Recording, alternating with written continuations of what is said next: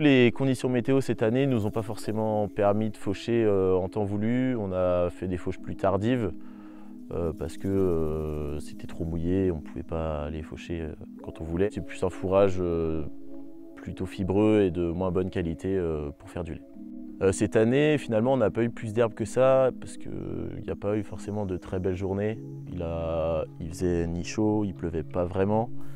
Il faisait un peu froid, il y avait du vent et du coup ça ne permet pas une bonne pousse de l'herbe, donc on n'a pas eu plus d'herbe que ça.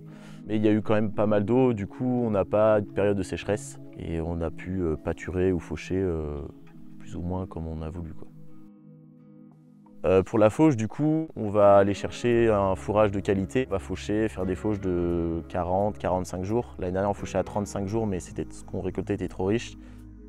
Donc pour faucher, on utilise une faucheuse à plat, sans conditionneuse, pour ne pas abîmer les feuilles, ne rien casser au niveau fourrage. Quand on fauche, du coup, on va faner le plus rapidement possible si on fauche début d'après-midi. Des fois on est deux, donc à peine avoir terminé le champ, on peut déjà être affané. Le but c'est que l'herbe sèche le plus rapidement possible et qu'elle atteigne 30% de matière sèche parce que tant qu'elle n'est pas à 30% de matière sèche, elle vide ses sucres. Et donc elle puise son énergie, donc elle perd de qualité. Et donc on fane au moins dans les 6 heures à suivre. Cette parcelle, elle est composée de luzerne, trèfle violet et dactyle. On a déjà fait 2 fauches cette année et là on voulait faire du foin, mais c'est la météo qui décide un peu, quoi. S'il ne fait pas si chaud que ça, on ne peut pas en faire. C'est la première fois qu'on fait du foin de luzerne. On n'était pas sûr au moment de faucher, mais ils annoncent 30 degrés là ces jours-ci, donc on devrait pouvoir réussir à faire du foin. Si on n'avait pas pu faire de foin, on aurait enrubanné ça et ça aurait quand même fait un enrubanage de qualité.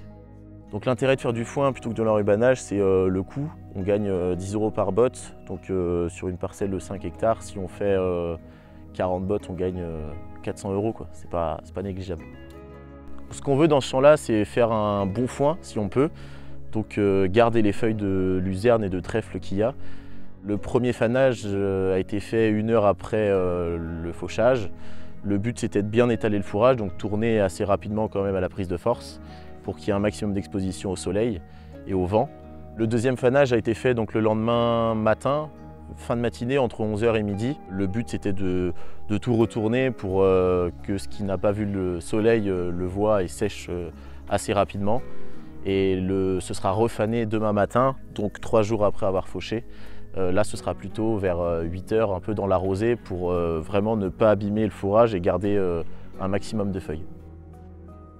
Pour ce qui est des stocks sur pied, cette année, on n'en a pas spécialement gardé parce que la pousse de l'herbe reste continue. On verra bien au mois d'août ce que ça donne, mais pour l'instant, on ne s'inquiète pas. On en a fait par exemple en 2022 où c'était vraiment du foin sur pied qui a été pâturé par les génisses.